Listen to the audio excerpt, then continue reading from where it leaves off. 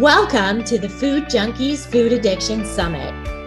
Here we aim to provide you with the experience, strength, and hope of professionals actively working on the front lines in the field of food addiction.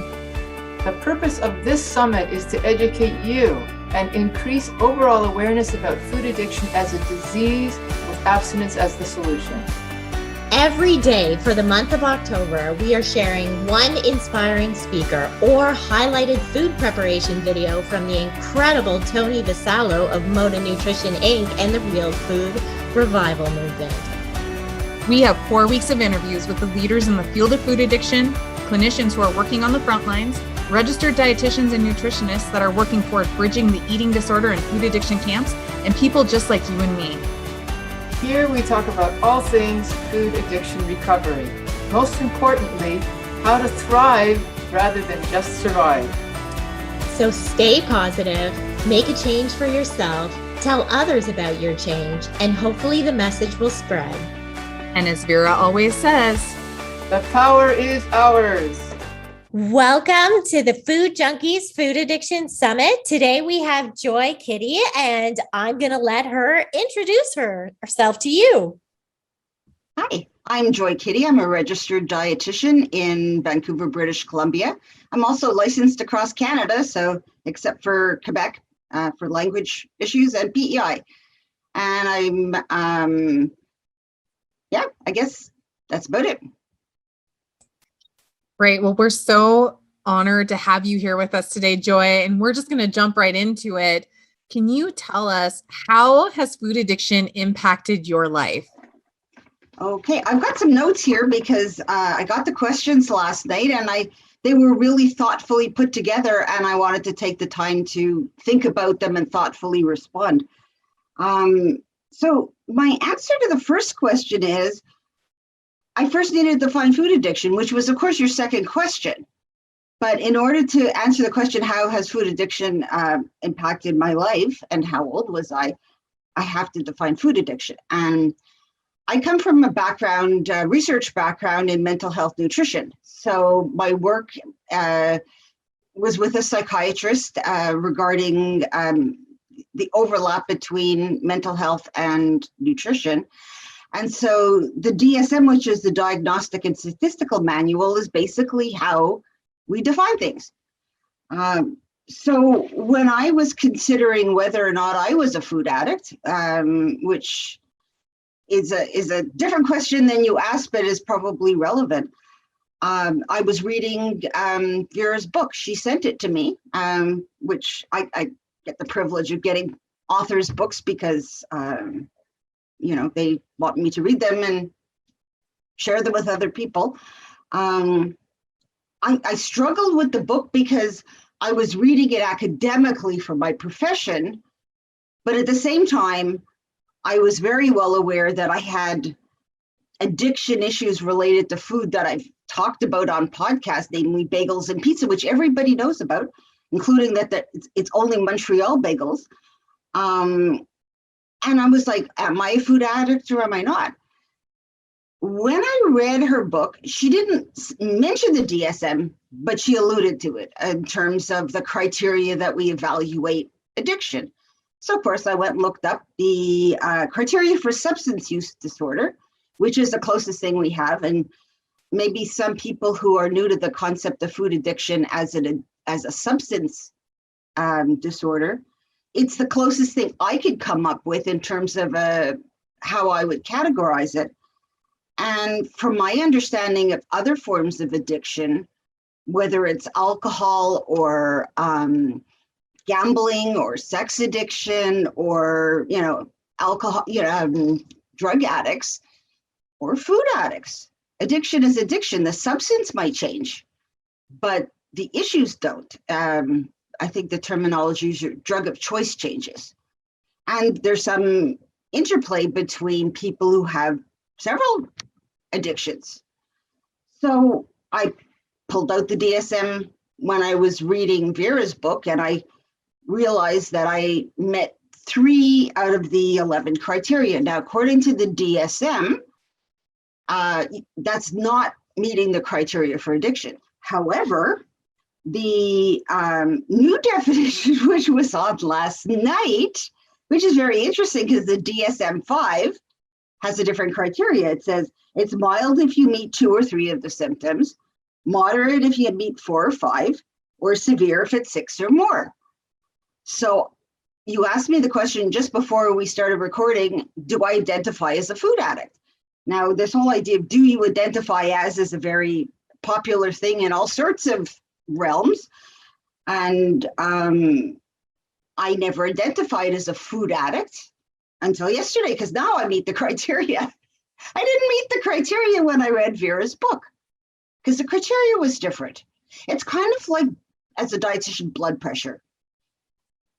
Lots of people didn't meet the criteria for hypertension when it was 130/70. When they moved it to 120/70, suddenly there was this massive jump in blood pressure, but nothing changed. So I went through, I have the 11 criteria here, and I meet 1, 2, 3, 4, 5 of them, which is moderate. So I guess I identify as a food addict. Now it's easier. It's kind of like getting diagnosed with, I don't know, needing glasses or ADHD, or, you know, it's easier to say, yeah, I meet these criteria. I'm a food addict because. So I'm a food addict because I was taking the substance in larger amounts for longer than I meant to. And I was a food addict for number 2, wanting to cut down or stop using this substance, but not managing to, which everyone can see my fat pictures on my webpage, which is Low Carb Healthy Fat Dietitian, or LCHFRD. My fat pictures are there for everybody to see. So I was taking in way more than I wanted to. I got 2 degrees on the wall, both in human nutrition. I knew what to do. What was my problem? That was my problem. Craving and urges to use the substance. Holy cow. Yeah. I was pregnant with twins in Montreal, and I'd send my husband out in a blinding snowstorm to get me chocolate. Does that meet the criteria? Yeah, it meets the criteria. Using substances again and again, even when it puts you in danger. Now, this may not occur to some people in terms of food addiction, but people who know my story, I was obese, I had high blood pressure, crazy high blood pressure. Like, if I went to the doctor that day, they would have sent me to the hospital in an ambulance. I was a type 2 diabetic for 8 years. And the last time I had checked my blood sugar was 2 years previous. I'm not stupid. I got a master's degree and I was in denial is what I was. Was it putting me at risk? Yeah, I could have died. I could have had a stroke. I could have had a heart attack just from the byproduct of eating simple carbs without having any control over them. And then number 10, needing more of the substance to get the effect you want, tolerance. Now, this is interesting because when I read Vera's book, I was just at the point where I knew 2 substances I was addicted to, bagels and pizza. And not any pizza or not any bagels, very specific. Wood-burning oven, bagels, Montreal style, and pizza from a wood-burning oven. If it's any other kind, no temptation at all. But chocolate, I was realizing that when I would share a chocolate bar with one of my young adult sons who lived at home, that I'd eat the pieces that were mine, and I didn't even remember tasting them. I didn't remember eating them. I wondered where they went. I didn't accuse him of taking them, but I wondered because I didn't remember eating them. And as I'm reading the book, and honestly, it was one of the most painful books I ever read because, I mean, I've got a background in research in mental health nutrition. I kind of know how some of this stuff works. And I knew what was coming. The thought of never having chocolate again was terrifying. I didn't want to keep reading the book because I'd have to come out of denial and say, I've got this problem with chocolate. So realizing that I needed more chocolate to get the hit, I never had that problem with bagels and pizza. I just ate whatever was there. So it's not like I had to eat more, because if they were there, I'd eat all of them. Chocolate was a different story. I saw the progression. I saw that there's no off button. So I'll continue the story along this line, because I'm sure we're going to disagree on my approach, and that's fine. I stopped chocolate. Halfway through the book, I realized, and I got NoMo, the app that keeps track of your abstinence, that day. And I put the date in, and for 1 year, I did not eat chocolate. Any chocolate, anything with chocolate. But I did a lot of reading about food addiction in that time, and my theories about it have to do with dopamine receptors, because that's what my area of research was in, and that people are not really addicted to the food necessarily unless there are chemical substances like caffeine or theobromine or other things that people can physically get addicted to. But I believe people get addicted to the dopamine response from their brain and the endocannabinoids and the endo-opioids, which are pretty powerful chemicals, and that it's a chemical addiction triggered by food, which is why other substances can do the same thing, which we'll talk about if we ever get past the first question. So I had read that if you don't use the substance for 12 months, that the feedback on the receptors is decreased significantly, that you can play with controlled introduction of the substance. I thought, hell no, I'm not doing that. But of course, I'm a researcher and I'm a nerd, and I wanted to know, could I eat a little bit of chocolate and not go there? Interestingly, I can. I don't think there's very many people. I wouldn't even try it with Montreal bagels or wood-burning pizza. There's not a chance. I know it ain't happening. But I wanted to know. So I made the rule that I'm not going to have any chocolate that's under 70%. But 70% after you've been eating it like this is like milk chocolate. So I don't like 80%. I don't like 80. I don't even want to eat it. I could have it in the house sitting there. I don't want to eat it. So it's very particular. Like, my addictions are very particular. But as it's turned out in the last little while, I played with eating small amounts of dark chocolate, like 1 or 2 pieces, and stop it. And I could sit in a room with other people eating it, and I'm fine. I can sit there eating it, not eating it, and be fine. Am I going to push the envelope with how much I'm going to eat to see if I can make myself addicted again? No, because I will. Am I playing with fire? Absolutely. But I want to see biologically if it's true that if you're not over that threshold, or you lower that play with the receptors, can you eat small? Would I advise a client to do? No, would not. So I hope that helps qualify it a little bit. So yeah, I'm a food addict. When did I start identifying with it? Yesterday, when I filled out the questions. Oh, I appreciate that, Joy. So if I am a client and I'm coming to you and I'm seeking an abstinent food plan, how do you work with me? Okay, I'm twisting all your questions. I'm really sorry, but you asked about an abstinent food plan, and I guess I am really nerdy. It comes back to how would I define abstinence? So I'm sorry, I'm a researcher. I spent way too long, reading research and interpreting research, that if we're going to answer a question, I've got to kind of define what are the terms we're using. So this is how I define abstinence, because that is one of your questions, not the one you just asked, but I need to answer it to answer the question. So I define abstinence as the practice of restraining oneself from indulging in something. And it doesn't matter, again, if it's sex or gambling or drugs or food.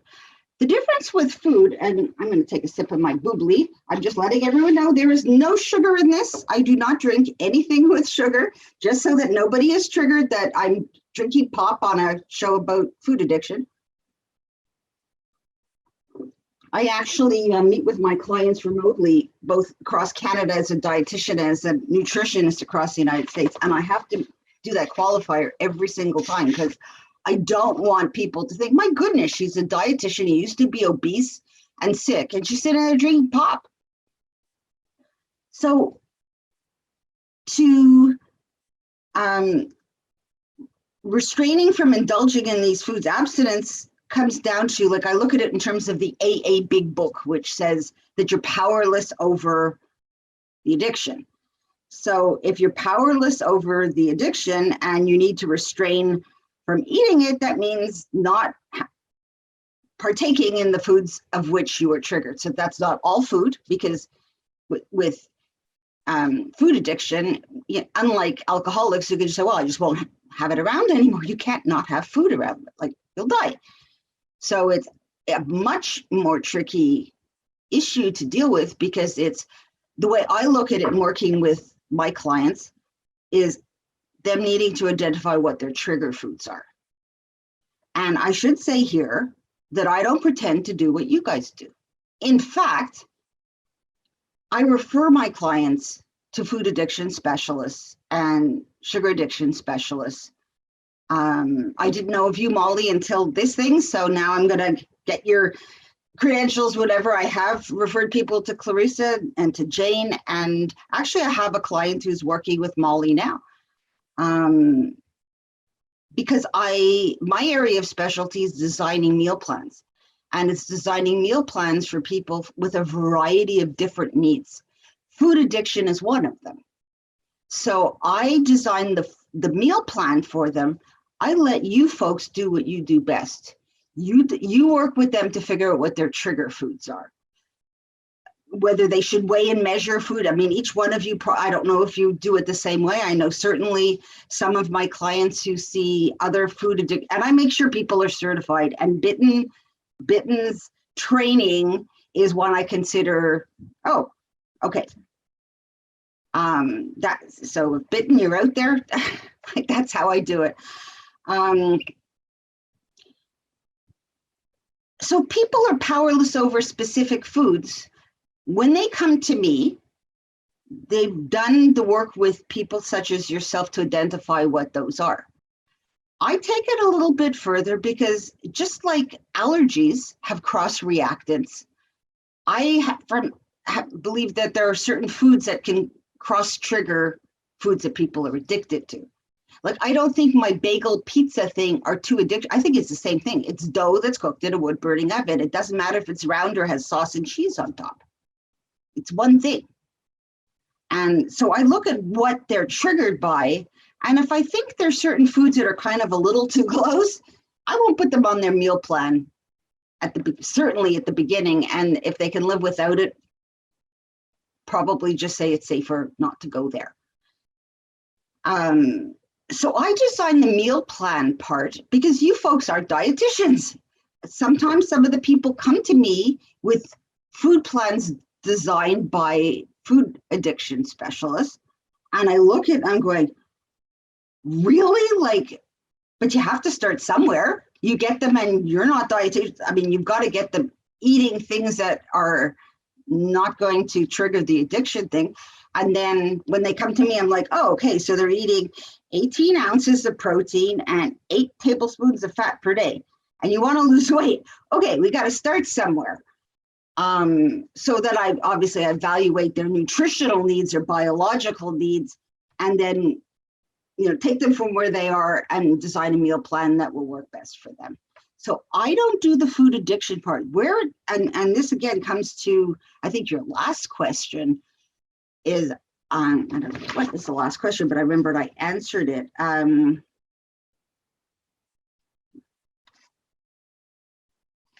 don't remember here. What should clients expect? Like when they come, like, what does that look like? You designing that meal plan? Do you do blood tests? Do you do food sensitivity tests? Like, how do you create that? Okay, I will answer that question in a second. but I'm trying to remember where I was going. Oh yes, my role with other clients who have not seen a food addiction specialist or sugar addiction specialist is sometimes I'm the one who identifies that they're food addicts. And that happened twice recently.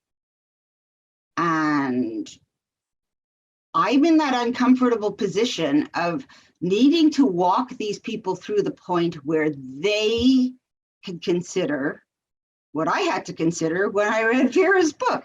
So what do? I tell them to read Vera's book. And I tell them it's going to be a terrible experience. And they might hate me after. And they laugh. And they read the book. And then they cry. And then they say, okay, what do we do? And then I say, okay, I'm going to do the meal plan part. And here are some people you can work with. And 12-step groups work too. And I want people to avail themselves of folks like you. But 12-step things I think are a really good support as well. So what do I do now to answer your question? A meal plan for a food addict isn't any different than a meal plan for a diabetic. Because therapeutic low-carb meal plans for diabetics control blood sugar spikes, they control insulin spikes, and that's from simple carbs, sugar and flour, and other carbs. So whether you're looking at glucose spikes or insulin spikes in the body, or you're looking at dopamine responses in the brain, the design of the meal plan is quite similar. Except now I'm factoring in foods they know are trigger foods, other foods that may, or perhaps multiple addictions. They could have alcohol and food addiction, or sex addiction and food addiction. And so I look at medications, I look at supplements. Yes, I look at blood work, and people will say to me, can't you design, I hate needles, can't you design a meal plan without blood work? And so I reach over and say, well, I didn't have one of these when I got a bachelor's degree, and I got one with my master's degree, but it doesn't work very well. So I need blood work. Blood work tells me a lot about what's happening. What I can tell more about what people are eating from their blood work before I even ask them what they're eating. And there are specific blood work sometimes I look at, like insulin glucose response. Can really see a lot what's going on. Very often people who have food addiction also have depression or ADHD. In fact, how I ended up doing my research, which was in ADHD, and the psychiatrist I was working with said, hey, Joy, do you realize that 80% of obese women are undiagnosed ADHD? And this is 10 years ago, 8 years ago. And so I read some studies, and sure enough, somebody did studies to find out that a lot of undiagnosed ADHD women become morbidly obese. A certain percentage of those people are food addicts. I think there's an overlap between ADHD and the inability to control impulse and food addiction. So it kind of all ties together. I don't look at things from the neck up, which are in the DSM, and things from the neck down, which are in, your average medical diagnoses. I can't remember the name of the book that they're in, as different. They're just in different books.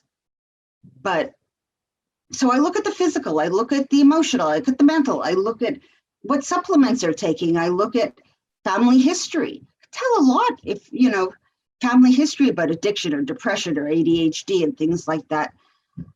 So I look at all of that. And then I ask people, what are you eating?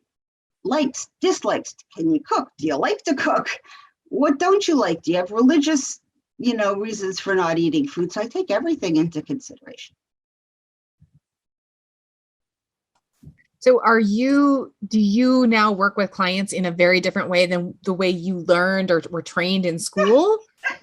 And if so, can you kind of talk to us about how different that is, if it is different? Well, given that for the last 5 years, I've been out of the closet as a low-carb, healthy fat dietitian, and everybody knows that 5 years ago in Canada or the United States, this was not recognized as a therapeutic approach to type 2 diabetes, which is a inability to manage sugar. So 4 years ago or 3 years ago, you're in Canada, Clarissa, right? And Molly, are you in Canada or the US? I'm in the US. Okay.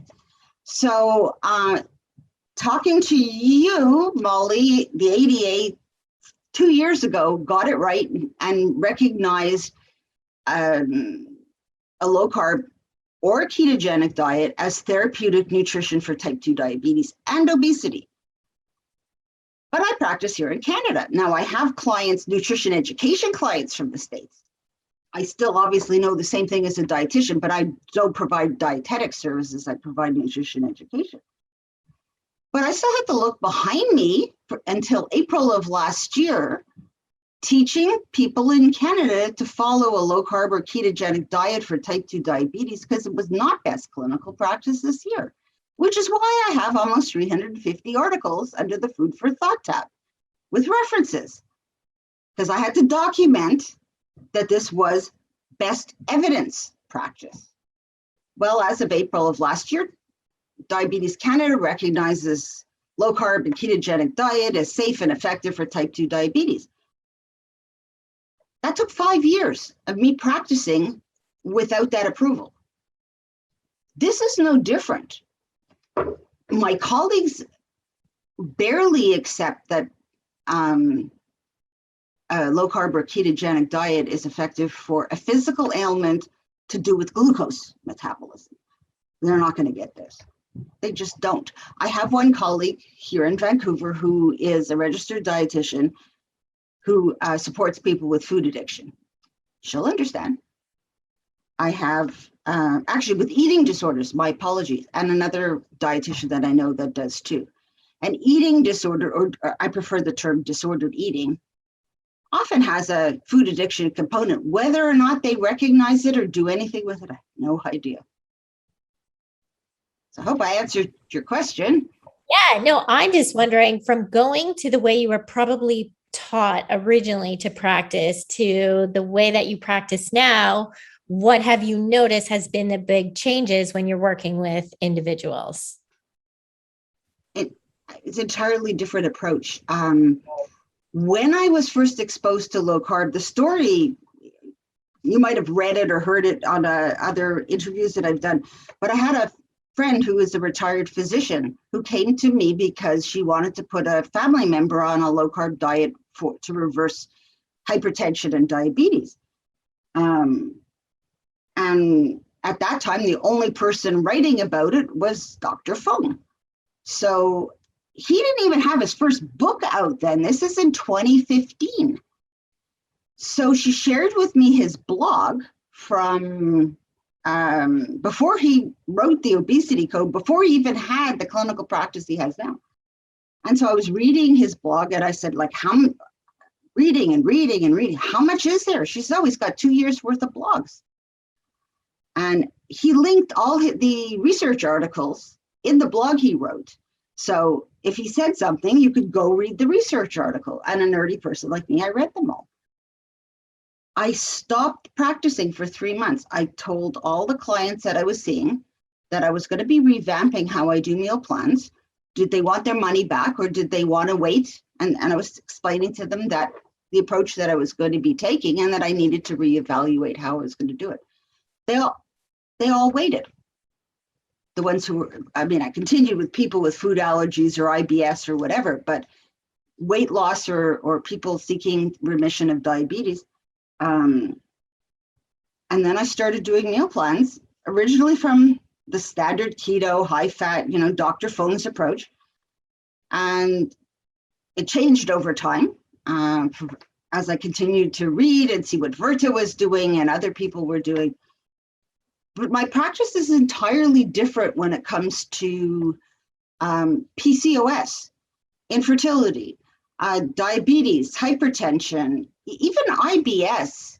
A lot of people don't need a low FODMAP diet if they get off the simple carbs, because those are what's messing up the gut microbiome. So really how I practice dietetics is very, very different.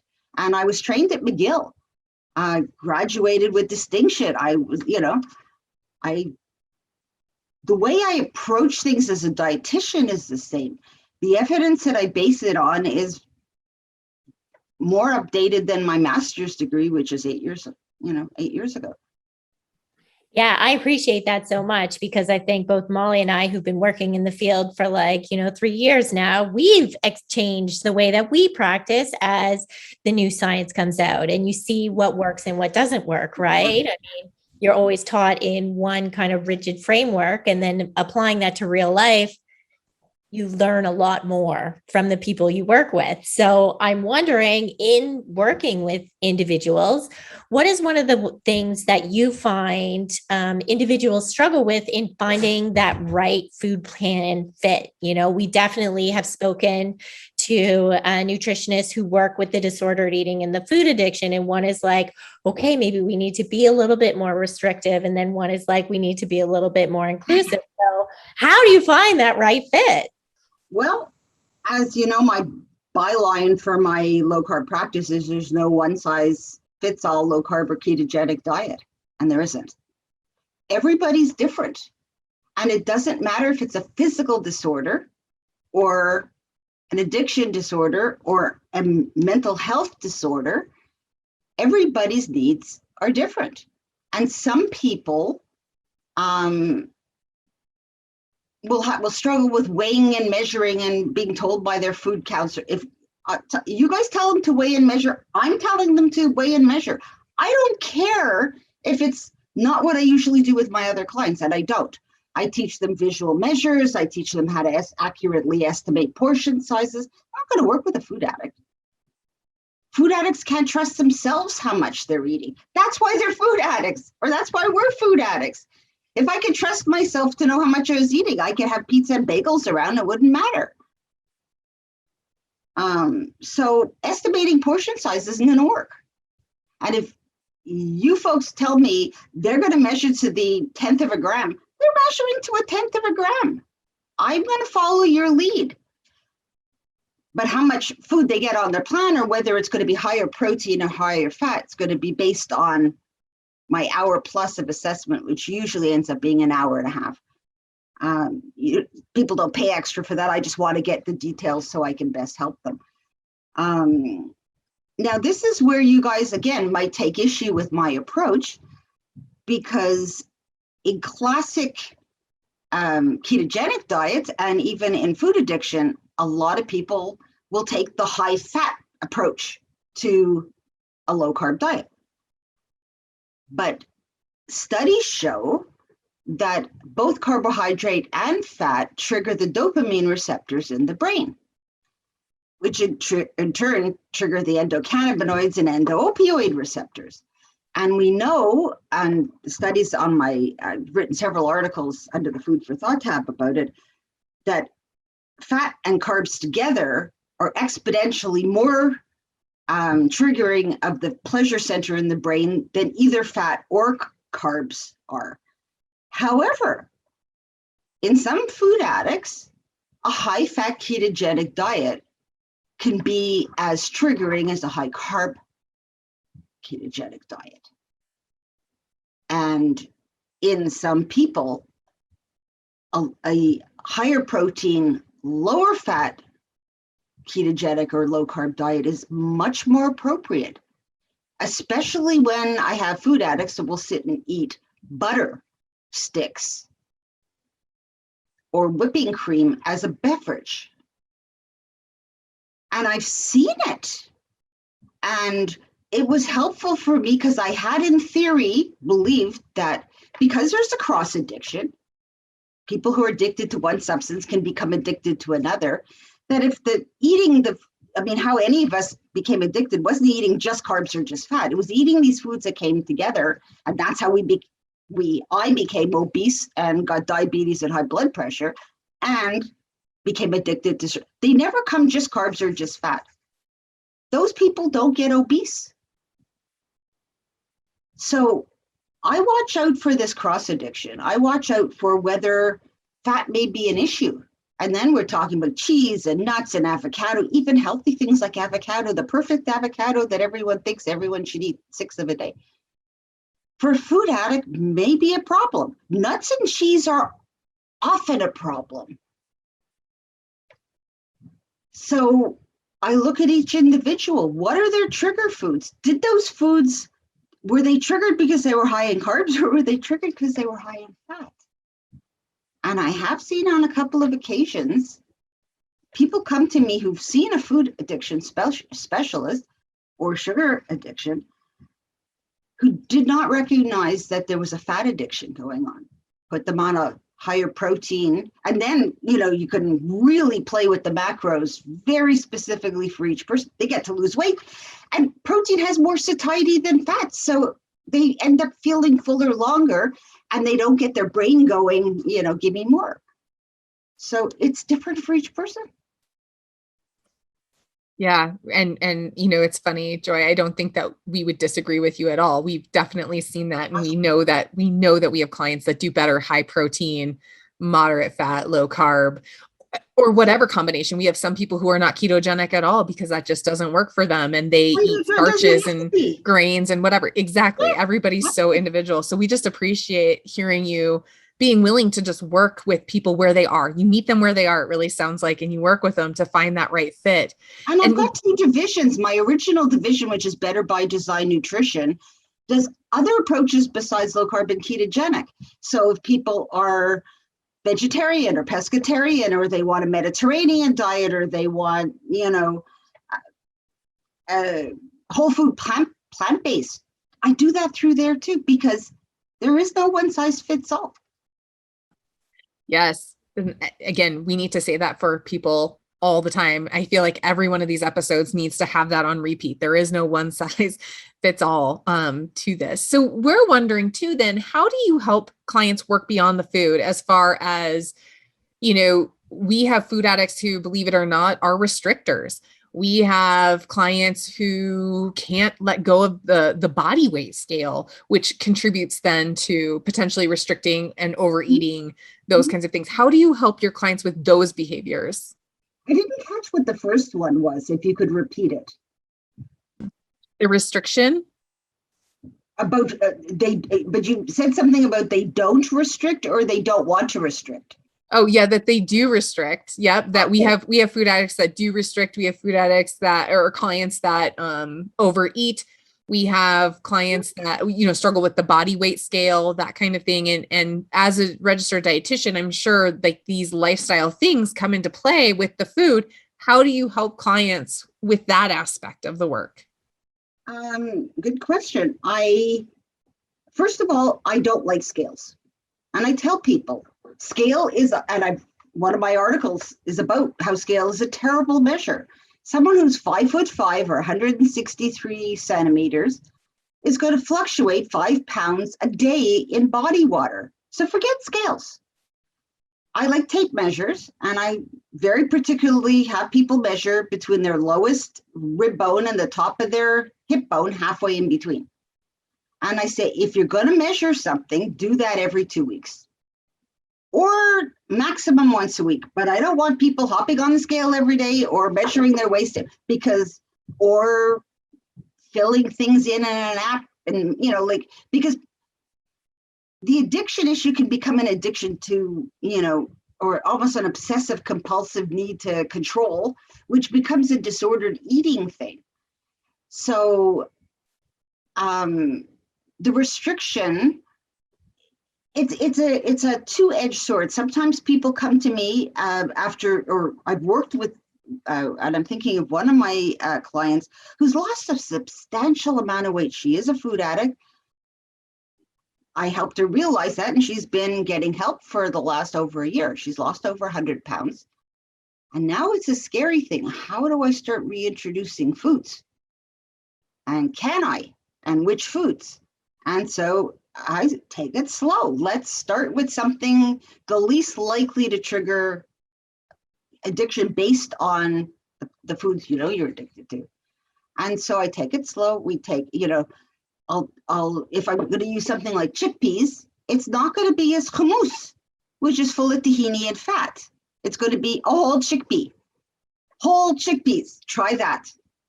Very unlikely, because it's carbs and protein, to trigger a dopamine response. So I'll pick foods. It's not going to be hard cheese, nuts, it's not going to be avocado. It's going to be foods that are reasonably safe to be eaten. And I'm quite specific about how they're prepared or not prepared, because just like a diabetic, when someone's in remission of diabetes, we can reintroduce those foods too. But if it's not done well, they'll become diabetic again. So again, it's very individualized. We try a small amount. We see how they respond. They work with their sponsors. They work with their food addiction specialists. If they're lying in bed at night counting chickpeas, we know this is not a good thing.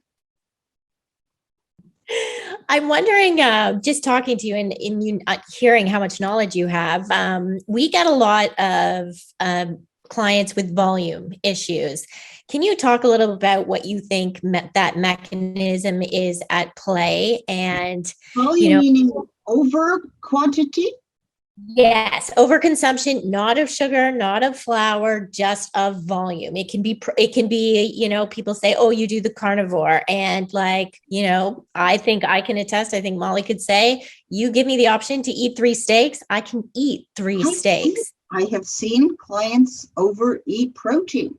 Right. And I know biologically, the body has a mechanism to prevent overeating protein. I was just explaining this to someone yesterday. The body can take about maximum 45 to 50% protein before it makes you really nauseous and want to vomit because it's rapid starvation. It takes more calories to digest it than you get from the food. And I've seen it. I've seen clients who will overeat protein to the point of nausea and vomiting. And I explain to them that you have a physiological mechanism to keep you from doing that, and you've overridden it. And so then I'm dealing with addiction that's not triggered by dopamine and endocannabinoids and endoopioids, but perhaps a self-comforting or a serotonin motivated, where it's related to depression or anxiety or ADHD. It's neurotransmitter driven. Which one? I don't know. I'm not a psychiatrist, I'm just a dietitian. But I will look at it from the point of view, what else is happening here? Is it lonely? Look at the Halts. Hungry, angry, lonely, tired, stressed. How do those foods play it? Is it self-comforting? Is it nurturing? And then we'll take it from the same point of view as any other kind of, non-food addiction overeating. It's, why are you doing that? And sometimes the family history will give some indication of a family history of depression or anxiety disorder, ADHD. Medications they may be taking may provide insights. So it's as I say, it's real every time. It's different every time. But volume overeating, if it's overeating volume of fat and they were food addicts with carb fat, then I'll look at reducing fat. But protein, overeating protein was alarming to me because we're supposed to have a mechanism to prevent this. And the fact that as addicts, we can override even a physiological mechanism that makes people, pardon me, barf. It's not anorexia or bulimia that's driven by a will or a desire to do it. It's overeating something that's giving some kind of feedback on a neurotransmitter level that they will do it until they're sick. At the end of the game, it doesn't really matter what the reason is. It's finding out which foods do it and then addressing how to address portioning, measuring, and I think when people see a registered dietitian who's designed a meal plan for them, they feel confident, or if it's one of my American clients, they know I'm still a dietitian, even though they're only seeing me for nutrition education stuff. I mean, my knowledge didn't cease because I'm seeing somebody in the States. They feel more confident to follow their meal plan and be compliant because they know that their nutrition needs are being met. So it helps lower the anxiety of working with a meal plan that they got from their food addiction specialist who may or may not have any kind of knowledge of nutrition. So in a sense, it gives them comfort and confidence to just do it and, deal with the addiction issues with their counselors, their 12-step program. So in your experience then, what are some of the factors that you see in clients that do relatively well working with you? They'll listen to their food addiction, sugar addiction specialists, and they'll listen to their dietitian. They have to trust us. If they don't trust us, I'll refer them to someone. I have referred a client in the States who needed to see a dietitian to Dave. Dave's a dietitian who understands food addiction. Go talk to him. I'm not a dietitian in the States, and you've got clinical issues. You need somebody who can give you a plan that you can be confident of, and with certain conditions I can't do because of the clinical aspects. But they need to listen to you folks. You guys are trained to walk them through these things, and as long as what you're doing or someone else in your field is doing isn't harmful, at first I was a little puzzled why they had to weigh every morsel of food. But after 3 years of working with folks with food addiction, your food addiction specialist says to weigh it, you're going to weigh it. I had one person say, because I do things in volume and mass, and they needed to know, in volume, and they needed to know in mass. I said, I'm sorry, but you're going to have to weigh your own asparagus. You're going to have to do the volume thing and then put it on the scale, because asparagus and broccoli and lettuce and they all have different mass. So I'll give you the volume amounts, but I'm sorry, you'll either have to get a book, and there are books that give you that conversion. I used to have one. I got rid of it because I thought that was all available online. Or you'll have to weigh it and figure out 1.5 cups is this many. And then do it by weight, because that's what your addiction specialist says to do. I will support what you guys do because that's what they need to get well as food addicts. I support the nutrition end of it with the insight of obviously being, mild, intermediate food addict and understanding the mental health aspect, and there is some overlap, and the neurotransmitter aspect. So And I answered your question. no, that was great. That was great. That was perfect. So we have our signature question, and that is, what would you tell a younger version of yourself something about food addiction or food addiction recovery? I wrote that one down, and that one wasn't hard. The hardest one was coming to terms with calling myself a food addict. And you can, Vera, thank you, Vera. Your book got me 90% the way there. But last night it was kind of like, the first AA meeting where we say, hi, I'm Joy Kiddie, I'm a food addict. But what would I tell my younger self? Addiction's real. It's as real as diabetes, as hypertension. And it doesn't matter what the drug of choice is. It doesn't matter if you're addicted to alcohol, drugs, sex, gambling, overspending, or food. But the difference is with food addiction, and we touched on this earlier, is that one can't completely avoid food. You're going to be around it. You have to eat it to survive. So find out what triggers the dopamine, endocannabinoid, endo-opioid receptors, and deal with it the same way you would any other kind of addiction. And that there's a need to identify what those trigger foods are. Find out, work with someone who has the training and the specialty to work through what those trigger foods are. And abstain from them. Don't eat them. And at least if you're going to be dumb like me and wait a whole year, because that's what the the research says that you could wait a year and the trigger. Don't eat that first piece without speaking to your food addiction counselor, because they may say, you know what, that's like taking one drink if you're an alcoholic. Then don't do it. Yeah, I appreciate that, Joy. Well, thank you so much for being here and joining us on the Food Addiction Summit today.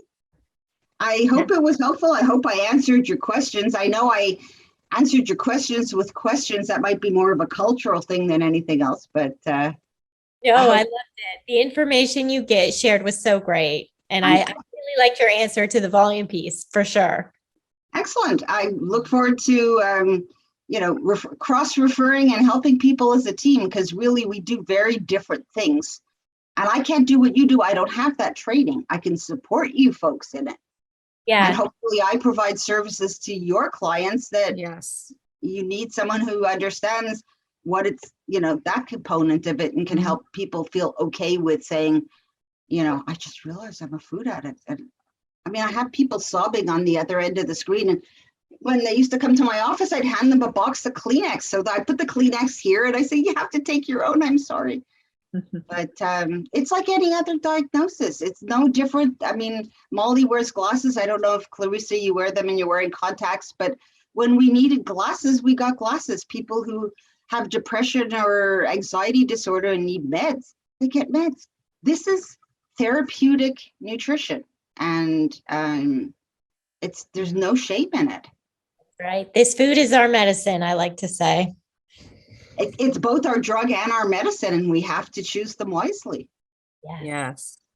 Yeah. Thank you so much. Thanks for joining us today on the Food Junkies Food Addiction Summit. If you would like to hear more, tune in every Friday to the Food Junkies podcast, available on iTunes, Stitcher, Spotify, Audible, and anywhere else you listen to your favorite podcast. Subscribe so you'll never miss a show. Don't forget to pick up a copy of Dr. Tarman's book, Food Junkies, which is available on Amazon. If you have any additional questions, both Molly and Clarissa are food addiction professionals and work one-on-one with clients. Their websites and email addresses are available at foodjunkiespodcast.com. As Vera always says, the power is ours.